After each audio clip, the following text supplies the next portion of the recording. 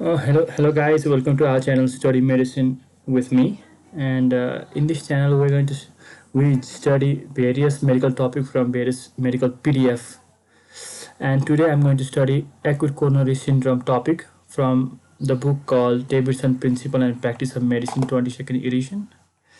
And if you are new to our channel, then please consider subscribing to it because we'll be creating study medicine with me section live from tomorrow onward, and seeing that particular video thumbnail on your home screen might help you to study. It might help you guys to motivate. So let's begin the today's section. Okay, just a minute. Shoot.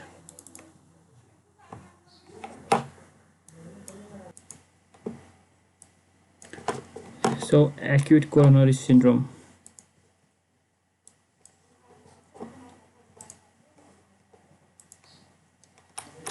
Acute coronary syndrome is a term that encompasses both unstable angina and myocardial infarctions. Okay, it consists of two diseases, that is unstable angina and myocardial infarctions. It is characterized by new onset of rapidly worsening angina. Okay, new onset of rapidly worsening angina. Crescendo also called rapidly worsening angina is also called crescendo angina or angina on minimal exertion. Angina on minimal it is characterized by new onset or rapid worsening angina, angina on minimal exertion, or angina at rest in absence of myocardial damage. Okay, so what does this mean? Angina on minimal exertion or angina at rest. It means that the angina are much more severe. It includes various angina which are more severe, such as rapidly worsening angina, angina on minimal exertion, and angina at rest in the absence of myocardial damage. In the absence of myocardial damage, if there is an angina. Those are severe anginas. So in contrast to myocardial infarctions, in contrast, myocardial infarction occurs when symptoms occurs at rest and there is evidence of myocardial necrosis. So myocardial occurs when symptoms occurs at rest. Myocardial infarction occurs when symptoms occurs at rest and there is event of myocardial necrosis, and demonstrated by elevation of cardiac troponin and creatinine, creatine kinase MB isoenzyme. So it is very important. Myocardial infarction is basically a necrosis of a heart muscles due to reduced oxygen supply, and that might lead to the muscle damage, and muscle damage is manifested and could be seen as elevation of various enzymes in our bloodstream, such as cardiac troponin, creatinine, and creatine kinase MB isoenzymes. So these troponin and creatine kinase isoenzymes increases when there is any problem in heart muscles.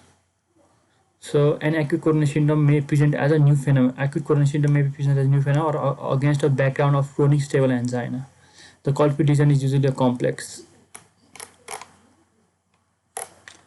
I need to study it again. The culprit. What's that?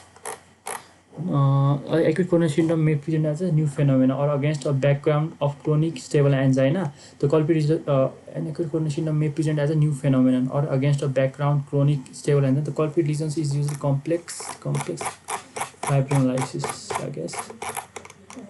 Okay. Compressed ulcerated and fissure erythematous plaque. Just a minute. I need to connect those two pages. It's very difficult in case of PDF.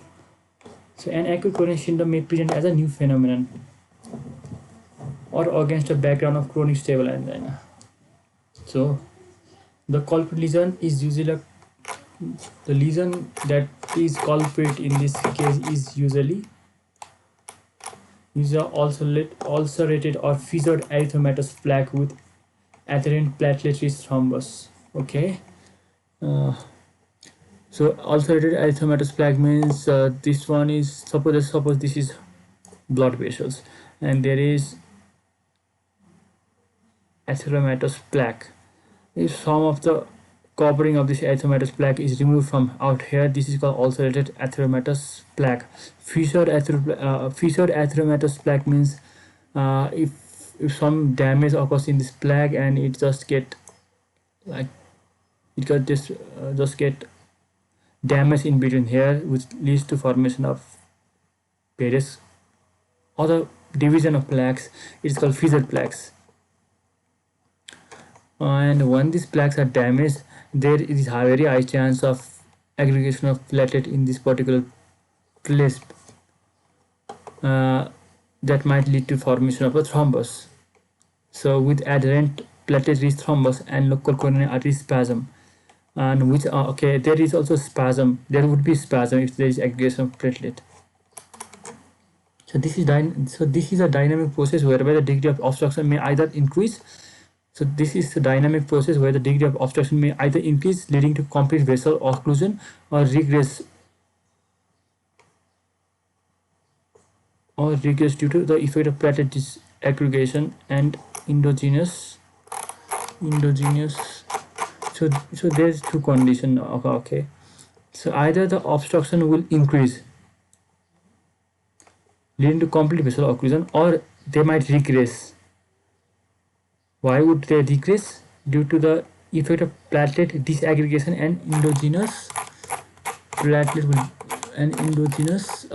fibrinolysis. Platelet disaggregation. Why would there be a platelet disaggregation? Why would there be a platelet disaggregation?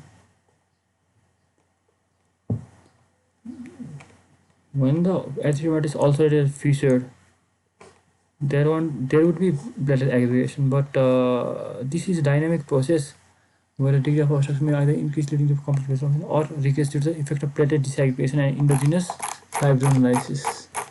This term I'm getting confused. Disaggregation and endogenous. Okay, this term is I'm getting confused with these terms.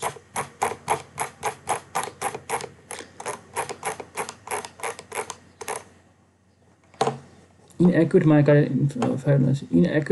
infarctions, occlusive thrombus is almost always present. Occlusive thrombus is almost always present at the site of rupture or erosion of an erythematous plaque. So if the erythematous plaque gets ruptured or eroded, there in case of myocardial infarction, there is always present of thrombus out there. The thrombus may undergo spontaneous lysis over the course of next few days, and that particular thrombus might get separated from the particular blood vessel in which it is. Few days, although by this time irreversible myocardial damage has occurred without treatment. Okay, the infarct related artery remains permanently occluded in 20 to 30% of the patient. The process of infarction progresses over the several hours, and most patients present when it is still possible to salvage myocardium and improve outcome. The process of infarction progresses over several hours, and most patients present when it is still possible to salvage myocardium and improve outcome. Clinical features. Pain is the cardinal symptom of the acute coronary syndrome. Okay, but breathlessness, vomiting, and collapse are common features. Okay,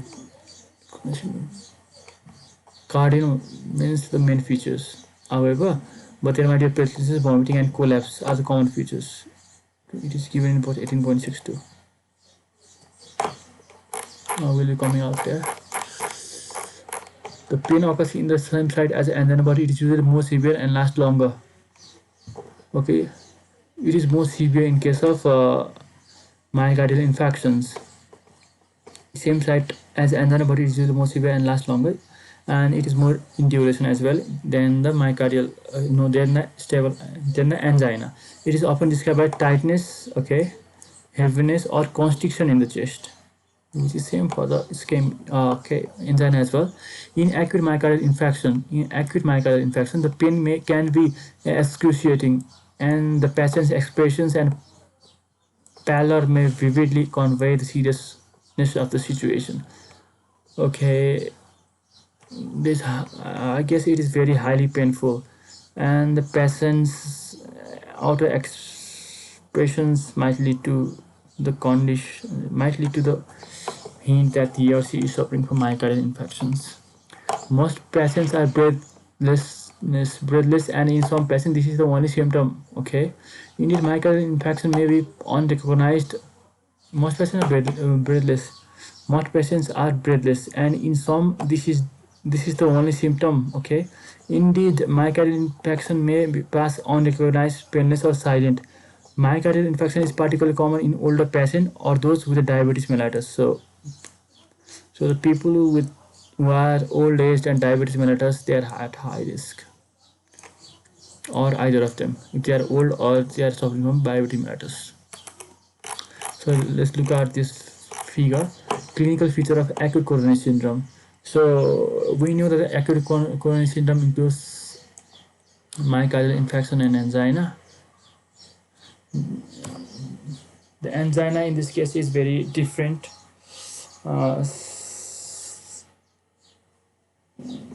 Angina in this case is different. What are the features of this angina in acute coronary syndrome? I'm just looking at it. Okay, let's see. So the anginas in this case, in case of acute coronary syndrome, is that occurs at rest. No. Yeah, rapidly worsening, and there is rapidly worsening angina on minimal exhaustion, and angina at rest in absence of myocardial damage. Okay. Again, rapidly worsening angina on minimal exhaustion, or angina at rest in absence of myocardial damage. Okay, let's look at this figure. Time course of myocardial infections, 1 hour. What is this? This type is called this is infections and ischemia. So ischemia is a place in which there is no blood supply, and infections is the place where there is already the muscle have been damaged, and within the 1 hour there is very less damage right here. But however, in case of 4 hour there is a lot of damage, so the necrosis will increase, infection will increase with the course of time. For example, in this 8 hours, the necrosis has increased very much, and infection ultimately decreased. So this will cause damage of a heart that might lead to difficulty in pumping of the heart. So let's look at the description of the figure. On the time course of MI, okay, the relative proportion of the ischemia, infecting and infarct tissues slowly changes over a period of 12 hours. In the early stages of MI, the significant proportion of the myocardium is in jeopardy is potentially salvageable. The time course of myocardial infarction, okay, the relative proportion of ischemic, infecting and infarcted tissue slowly changes over a period of 12 hours. In the early days of MI, a significant proportion of the myocardium in jeopardy is potentially salvageable. Okay, let's look at this figure. Universal definition of myocardial infarction. So what is myocardial infarction? Criteria for acute myocardial infarction. So what are the criteria that decide whether the person is suffering from myocardial infarction or not? The term acute myocardial infarction should be used when there is evidence of myocardial necrosis. For example, this here is necrosis. In a clinical setting, consistent with the acute myocardial ischemia. Okay, this should so at first there is acute myocardial ischemia, and later there is sign of myocardial necrosis in case of myocardial infections, acute myocardial infections. Okay, under these conditions, any one of the following criteria meets the diagnosis of MI. Okay, detection of rise and fall of cardiac biomarkers values, preferably cardiac troponin C of CTN, with at least one value above 99 centile upper reference limit, 99 centile upper reference limits, and with at least one of the following. Okay, so detection of troponin is done first. Number one, this should be the number 1 point. Then plus other features should be included for the for criteria of myocardial infarction. Other features are symptoms of ischemia. Okay, okay, this should be ECG, and in ECG this ECG should be done, and in ECG there is new or presumed new significant ST segment T wave changes. There is change of ST segment and T wave. or new bundle branch block, or there might be a bundle branch block. Bundle branch block is a defect in conveying within the, or there are different nerve fibers. If there is a defect in that particular nerve fiber, then it is called bundle branch block. Okay, and development of pathological Q waves in the ECG. There might be development, okay, Q waves. The development of pathological Q waves. We'll be dealing with this later, I think. So in ECG we can see ST segment T wave changes and the Q waves or Q waves in the ECG, and imaging evidence of new loss of viable myocardium. So in imaging we can see this viable loss of myocardium or new regional wall motion abnormality. New regional wall motion abnormality. Okay. Identification of intracoronary thrombus by angiography or postmortem. Intracoronary thrombus by angiography. So angiography could be done. So what are the tests that are being done to identify whether the person is suffering from myocardium or not? Number one, there is troponin test. Okay, there's troponin test right here, and then with the history we can confirm the ischemia. So this is physical examination. Number one is troponin test. Number two is physical examination, and this right here is determined by the ECG, ST segment T wave changes and Q and pathological Q waves. These two are determined by the ECG, and imaging is done in this number 4. Imaging is being done in this number 4, where viable myocardium loss is recognized, and in case of number 5, there is angiography done in order to look whether there is presence of thrombus or not. So 2 ECG test, 1 imaging test, 1 angiography test, 1 biochemical test, that is cardiotropin test, and 1 physical examinations. Okay, those. Okay, so how many are there? 1, 2, 3, 4, 6 tests. 6 type of tests are performed in order to get to the conclusion if the patient is suffering from myocardial infarction or not. So cardiac death. Okay, let's move on to the next. Cardiac death with symptoms suggestive of myocardial ischemia and presumed new ischemia, ECG changes or new. Cardiac death with symptoms suggestive of myocardial ischemia and presumed new ischemic ECG changes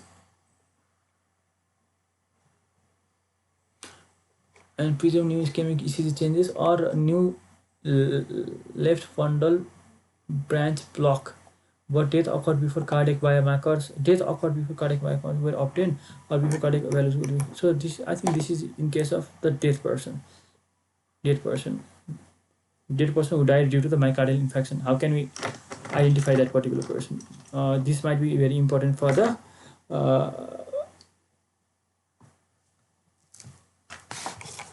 those who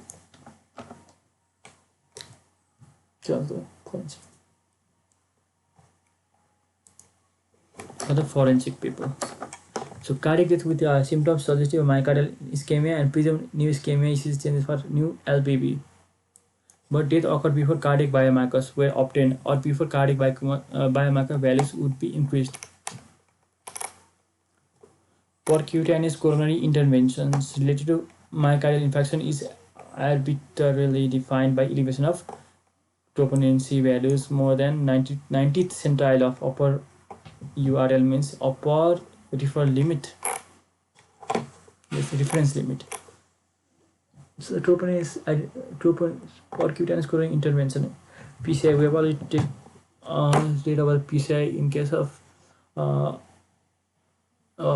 of angina, and percutaneous coronary intervention is related with MI arbitrarily defined by elevation intervention. What is this? Okay, I need to understand this as first. Cardiac death with symptoms suggestive of myocardial ischemia and presumed new ischemic ECG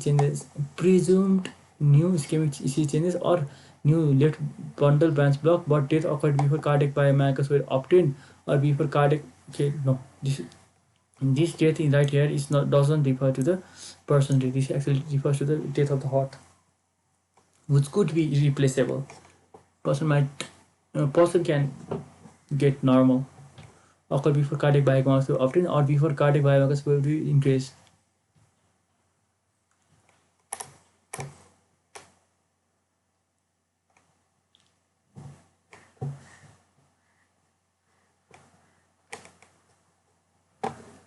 Percutaneous coronary intervention related to MI is arbitrarily defined by elevation. Arbitrarily. I need to know this word.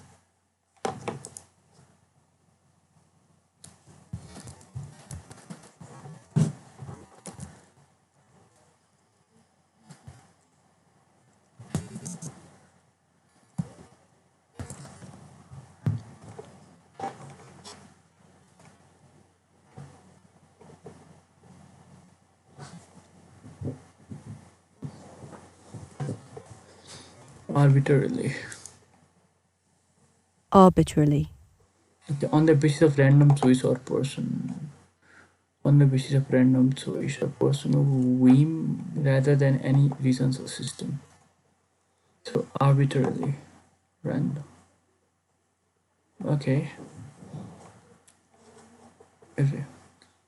Percutaneous coronary intervention related to myocardial infarction is randomly defined by elevation of cardiac troponin values more than 5 into 99 upper referral reference 99 centals in patient with normal baseline values less than 99 centals, okay, or rise of cardiac troponin values greater than 20% of if the baseline values are elevated and are stable or falling.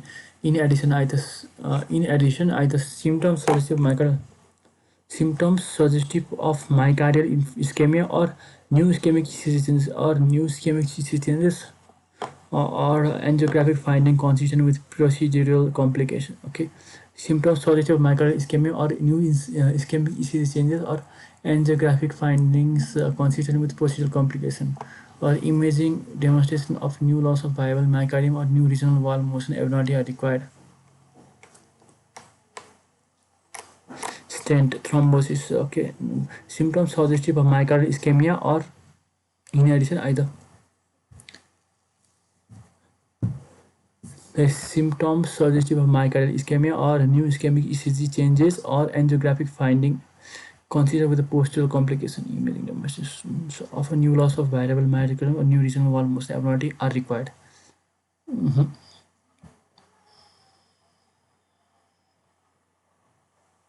I'm just processing these thoughts.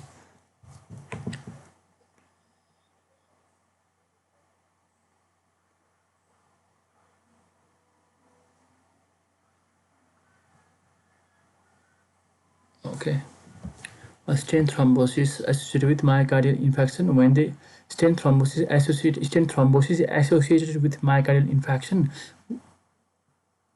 when detected by coronary angiography or post-mortem in the setting of myocardial ischemia and with a rise and or fall of cardiac biomarkers value with at least one value above 99 Z. Coronary artery bypass grafting (CABG) related to myocardial infarction is arbitrarily defined by elevation of cardiac biomarkers value 10 into 99 centile URL in patient with normal baseline.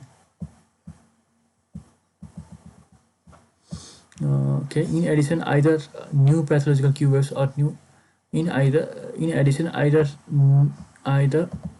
new pathological Q waves or new LBP or angiographic documented new graft or new native coronary artery. Okay, I am going to study this as well. Again, in addition, either new pathological Q wave or new LBP left bundle branch block new pathological Q waves coronary artery bypass graft related with myocardial infarction is randomly defined by elevation of cardiac biomarkers values. Okay, elevation of cardiac biomarkers, that is troponin C, in patient with normal baseline cardiac troponin values less than 99 centile URL. In addition, either new pathological Q waves or new LBV or angiographic documented new LVV or angiographic documented new graft or new native coronary artery occlusion, imaging evidence of new loss of viable myocardium or new regional wall motion abnormality. Imaging evidence of new loss of variable myocardium or new regional wall motion abnormality. Criteria for prior myocardial infarction. Any one of the following criteria meets the diagnosis of prior myocardial infarctions. Pathological Q waves with or more without symptoms is the absence of pathological Q waves with or without symptoms in the absence of non-ischemic causes. Imaging criteria for prior myocardial infarctions. Prior Criteria for prior myocardial infarction. Any one of the following criteria meets the diagnosis of prior myocardial infarction. Pathological cures with or without symptoms is the in the absence of non-ischemic causes. Imaging evidence of a region of loss of viable myocardium that is thinning and fails to contract in the absence of a non-ischemic cause. Pathological finding of a prior myocardial infections.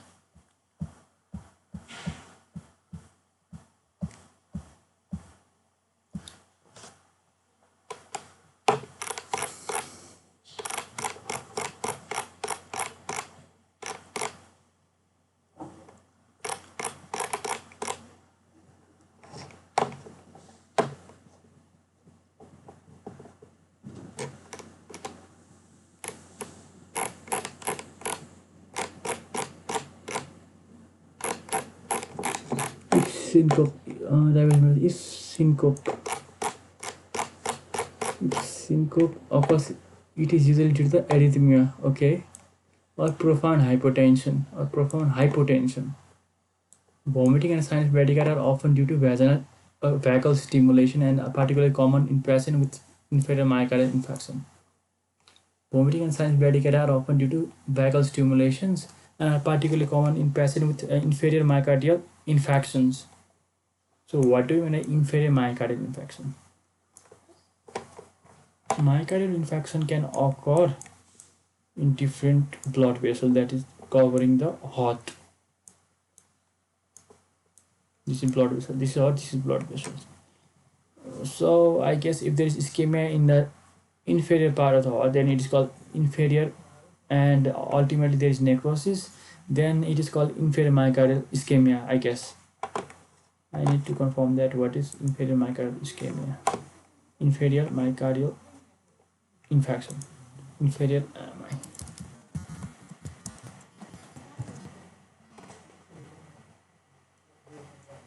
okay. The clinical presentation most common encompasses chest pain. Okay, I didn't do that. Heart attack, myocardial infarction. No, not this. Inferior infection. Okay, I can go there.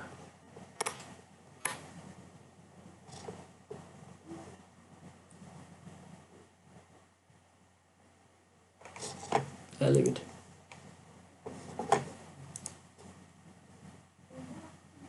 So I think I'm right. Inferior part of the heart. If there is infection in inferior part of the heart, it is called inferior myocardial infarction. Okay. And so the vomiting and bradycardia are common in that particular case.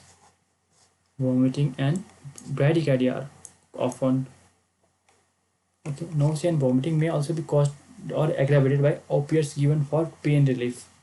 Sometimes infection occurs in the absence of physical signs. Sudden death from ventricular fibrillation or asystole may occur immediately and often within the first hours. Okay, if the patient survives the most critical stage, the liability to dangerous arrhythmias remains. If the patient survives to the most critical, the liability of dangerous arrhythmias remains but diminishes as each hour goes by. Okay, so it is vital that the patient knows not to delay calling for help if symptoms occur. The development of cardiac failure reflects the extent of myocardial ischemia and is a major cause of death in those who survive in the first few hours. The development of cardiac failure reflects the extent of myocardial ischemia and is a major cause of death in those who survive the first few hours. Okay, cardiac failure reflects the extent of myocardial ischemia and is a major cause of death in survive the first few hours. Okay. Diagnosis and stratification. The differential diagnosis is wide and includes most of the causes of the central chest pain or collapse. Page 540. What is this? The find point factor. We'll be dealing with these things later on. The assessment of acute chest pain depends heavily on an analysis of the character of pain. Analysis on the assessment of acute chest pain depends upon analysis of character of pain and its associated features. Okay, character of pain. evaluation of a ECG, and serial measurement of biochemical marker. So this pain could be characterized by physical examination, and you will and this should and ECG is done, and biochemical markers should be checked. So 3 factors are there for assessment of acute chest pain. Okay, a 12-lead ECG is mandatory. Okay, and defines the initial initial triage, management and treatment. ECG is mandatory and defines the initial. Okay, ECG defines the initial triage, management and treatment. So what is initial triage?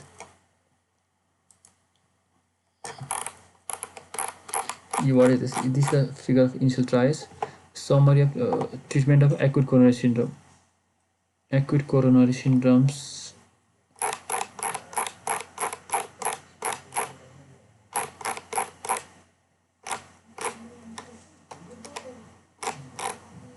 What is triage? I just want to know the triage. Okay, I'm getting it. Presenting development onset reversion therapy, primary PCI. Okay, we'll be looking at it later on. Where were we? I just forgot the page number. Okay, in order to get to the page number, we need to go to the comment section, comment and annotations, and from here let's go to the. So we're back. By the way, in which page number we are now? 599. Yeah, no.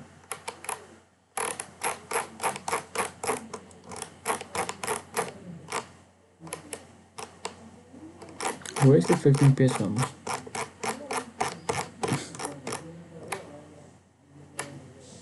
For 91.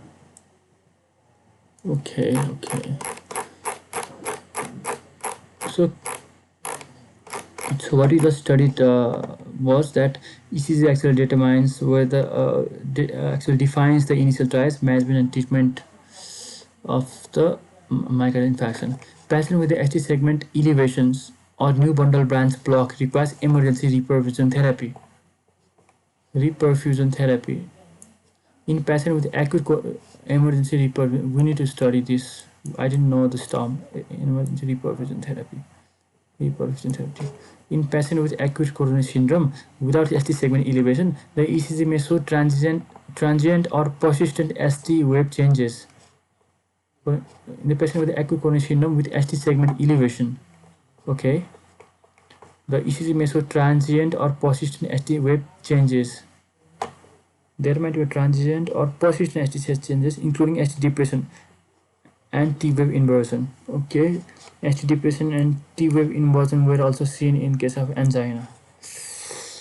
Patient with acute coronary syndromes, and in case of acute coronary syndrome without ST segment elevation. Okay, and the ECG. So the patient might come with the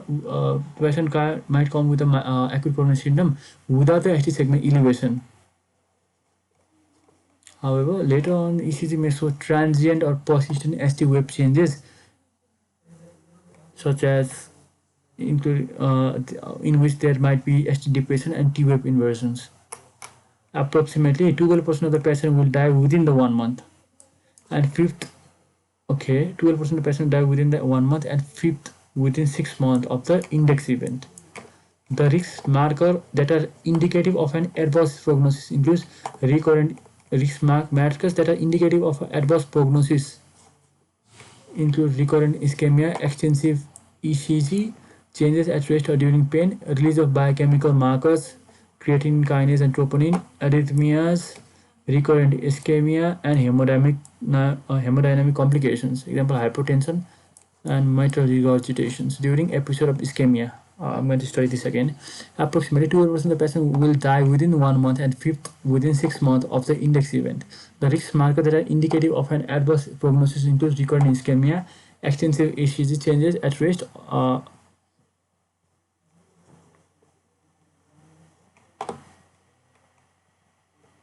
Prognosis, adverse prognosis. Extensive ECG changes, okay, during pain, rest or during the pain, okay, the release of biochemical markers, arrhythmias, recurrent ischemias, mitral resuscitation during episode of ischemia. Risk stratification is important because it guides the use of more complex pharmacological and interventional treatment. Risk stratification is very important because it guides the use of more complex pharmacological and interventional treatment. Very important, risk stratification. So where is solving risk stratification, and it is important because it guides the use of more complex pharmacological and interventional treatment. Okay. Find point. Okay. Find point for each predictive. Find point for each predictive. Kilp class. 1, 2, 3, 4, 0, 20, 39. I'm not getting this. Okay, I'm not getting this. I don't know why, but I'm not getting this. Risk stratification. Risk layering. So basically, what are they doing? Gives some points for find point for each predictive factors. Some points for all predictive factors. Look up risk corresponding to total patient. Okay, I'm not getting. I should do this. Okay, I should study this. Risk stratification in the acute coronary syndrome. The GRACE score. Okay, Kilip class refers to categorization of a severity of heart failure.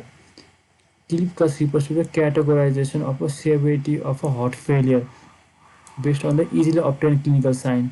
The main clinical features are as follows. Class 1, no heart failure. Class 2, crackles audible halfway up the chest. Class 3, crackles heard in all the lung fields. Okay, class 4 cardiogenic shock or systolic blood pressures. Okay, SPP means systolic blood pressure out here.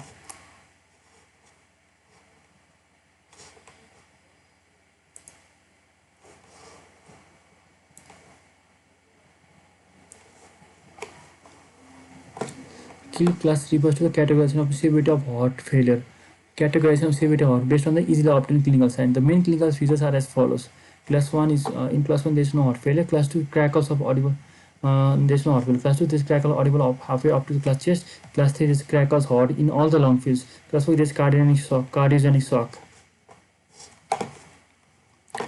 Okay, this what is taken. This is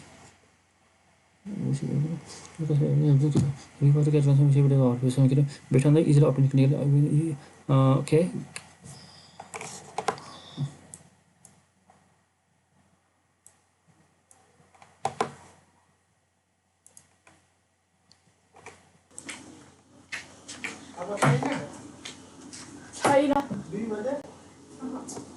Beberapa kata kuta.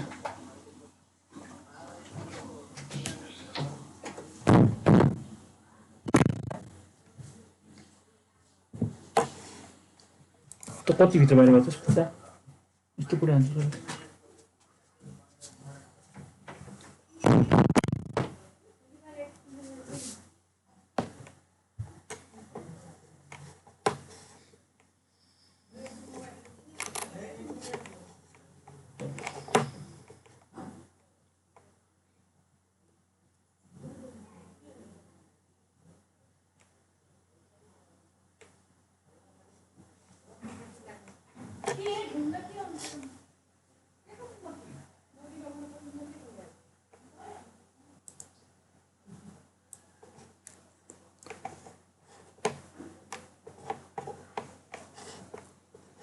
Class 1 refers to heart failure. Class 2 refers to crackles audible halfway up to the chest. Class 3, crackles heard in all lung fields. Class 4, cardiogenic shock. SPP, systolic blood pressure. Okay. What does class 3 refers of Kilip sign? Crackles heard in the lung field. So there's something called as lung field. If the crackle is heard in that particular lung field, it's called class 3 Kilip sign. Class 4 Kilip sign is there is one this cardiogenic shock. Okay. And there is 1, 2, 3, 4 cardiogenic sign, and there is point of Kilip class 0, 20, 39, and 59 given. And this is what this is systolic blood pressure. If it is less than 50 is given, no, 50 is given, and there's point based on where your blood pressure, where the patient blood pressure is while measuring it. And heart rate, there's point for the heart rate as well. Below 50 the 0 point is given. Okay, and there's age as well. Age is also considered in this case, and serum creatinine level is also considered in this case. It is given, it is more than 350, the 28 point is given. Okay, and other risk factors is also given in case in this cardiac arrest admission, ST segment deviation, elevation of cardiac enzyme levels 39, 28 and 14. Okay, it's given respectively. I think the doctors are given this chart to determine this risk predictive factors. Okay, then all these points from this class are added respectively. Okay, and look up the risk corresponding to total points. Okay, and the total score is obtained. Probability in hospital death, by which we can determine whether the patient is probable for death or not. Okay, so let's look at the example. A patient with a KLIP class 2, which means we should give him 0.20, and systemic blood pressure of 99 mm Hg. Systolic blood pressure of 99 mm of Hg, 53. Okay, 99 mm of Hg, heart rate of 100 beats per minute. 100 beats per minute, which means he falls in this category. 15 and beats per minute, 100 beats per minute, is 65 years, 65 years and 76. His age is 65 years, that means he falls in this category. And now point he get is 58, and his serum creatinine level was 76. 76, that means it falls under these categories. Okay, under this category. And now let's look at the risk factor, because risk factor also have grading in this particular condition, in this particular grading system. So you did not have any cardiac arrest at admission, but did have ST segment deviation. So is the ST segment deviation? Yes, it is. So it doesn't have cardiac arrest. So this 39 point is not given, but 28 point is okay. The point 28 is given to him. Okay, 28 is given to him. Okay, so his score would be 20 plus 53 plus 58 plus 7 plus 0 plus 28 plus 14 is 195. This gives out 16% of having an in hospital death. Okay, in hospital, I don't think this is important, and the doctors would do this. I don't know, 60%, 16%, 195. I need to know this process. If his score is 195, how you determine that this 60%? We have 16% chance. Let's say 195, 195, 195, 195, 195. It falls within this probability of hospital. Okay, 195 is within this too. And okay, in this way they also determine this. Yeah. Probability. So in this way, probability of death of patient with a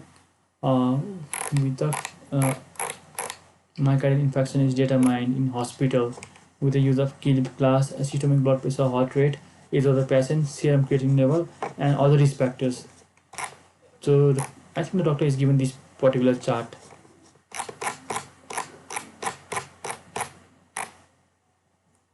Now let's go to the investigations of myocardial infarctions.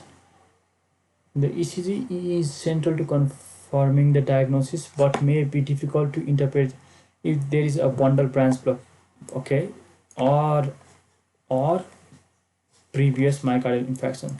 The initial ECG may be normal or non-diagnostic in 1/3 of the cases. In 1/3 of the cases, initial ECG is non-diagnostic. Okay, repeated ECG are important, especially where the diagnosis is uncertain or patient have recurrent or persistent symptoms. Repeated ECG are important, especially where the diagnosis is uncertain or the patient has recurrent or persistent symptoms. The earliest ECG changes is usually ST segment deviations with proximal occlusion of major coronary arteries. I need to study this. The earliest ECG change is usually ST segment deviation with proximal occlusion of major coronary artery, ST segment elevation, initially with later It's already 45 minutes. I'm going to take a 5 minutes break.